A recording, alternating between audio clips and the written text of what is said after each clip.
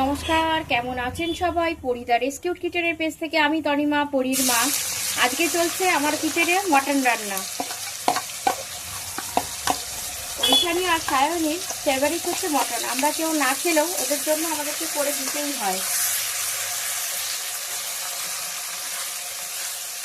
Mutton করার জন্য আমি দুটো বড় বড় পেঁয়াজ কুচি করে নিয়েছি, আর মটন সেদ্ধ করে নিয়েছি, আর হচ্ছে আলু ভেজে সেদ্ধ করে নিয়েছি। এইবার আমি যেটা করেছি সেটা হচ্ছে যে আমি একটা স্পেশাল মশলা তৈরি করেছি। সেটা হচ্ছে রসুন, আদা, কাঁচা লঙ্কা, দুটো শুকনো লঙ্কা, আর হচ্ছে কিছু গরম মশলা, মানে যেমন এলাচ, লবঙ্গ এবং দারচিনি একসঙ্গে পিষে নিয়েছি। মটন রান্নার রেসিপি আপনারা তো অনেক রকমই দেখেছেন, কিন্তু এই রান্নার রেসিপিটা একদম ইউনিক। আমার মা এইভাবেই মটন বানান, মায়ের থেকেই শেখা।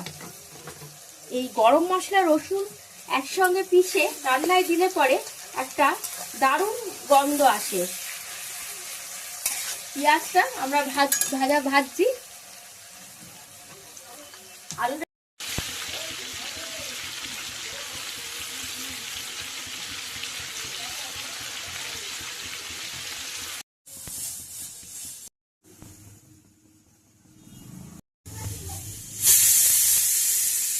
আমি রান্নাঘরে, আর আমার পাহারাদার পেছনে আমার চেরি। ওরে বাবা, আবার চেরি। চেরি, কি করছো? মাকে পাহারা দিচ্ছ? মা রান্না করছে। ঠিক আছে ঠিক আছে, এখন নয়। চেরি, রান্নাঘরে যাও, রান্নাঘর থেকে যাও, রান্নাঘরের বাইরে। হ্যাঁ, বিপদ বাবা, কোথায় কি ছিটকে লাগবে। বসো, বসে পড়ো চেরি, বসে পড়ো, বসো। পেঁয়াজটা প্রায় ভাজা ভাজা মতো হয়ে এসছে। আমি এখন দিয়ে দেবো হচ্ছে সেই টমেটো যেটা কেটে রেখেছিলাম সেইটা,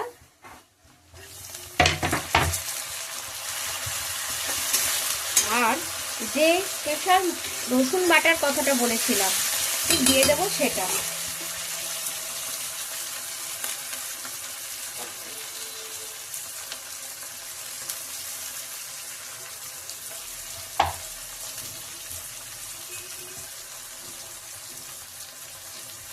মশলাগুলো দেওয়ার সময় গ্যাসের আঁচটা আমি একটু কম করে নিয়েছি, যাতে মশলাগুলো পুড়ে না যায়।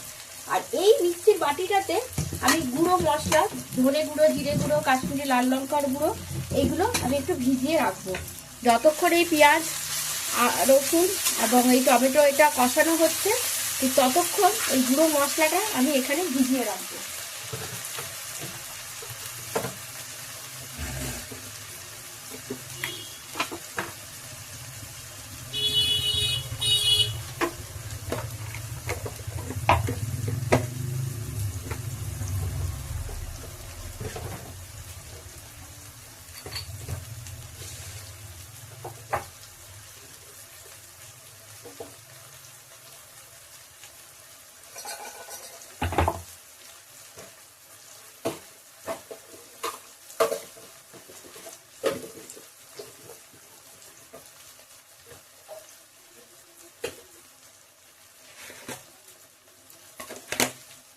আঁচ কম করে আমি এটা কষাতে থাকবো।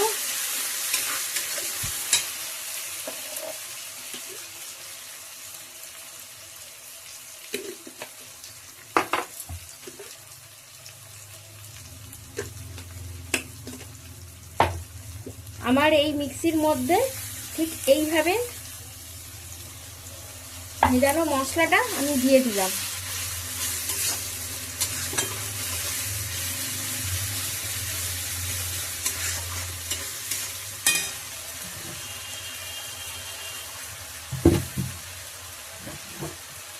আর এইবার আমি মটনটা দিয়ে দেবো কষানোর জন্য।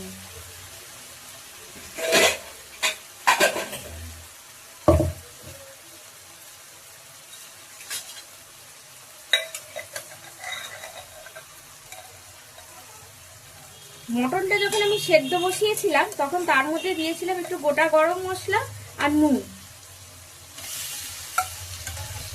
আর আজকের মটনের জন্য আমি ব্যবহার করেছি হরিণঘাটার মটন।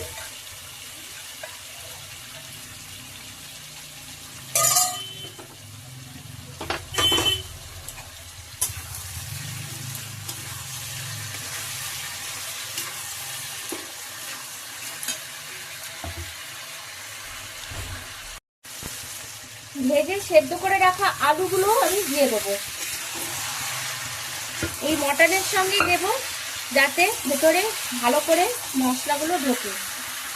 নুন হলুদ দিয়ে ভেজে রাখেছি, ভেজে সেদ্ধ করেছি আলুটাকে আলাদা করে।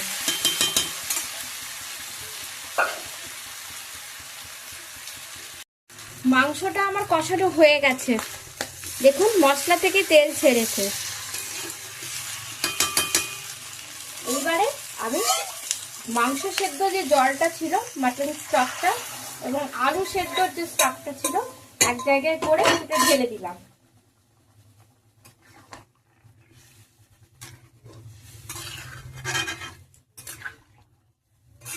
এবং আমি ঢাকা দিয়ে দেবো।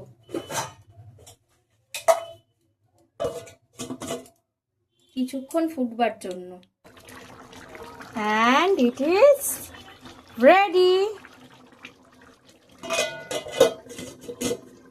গ্যাসটা নিভিয়ে দেবো।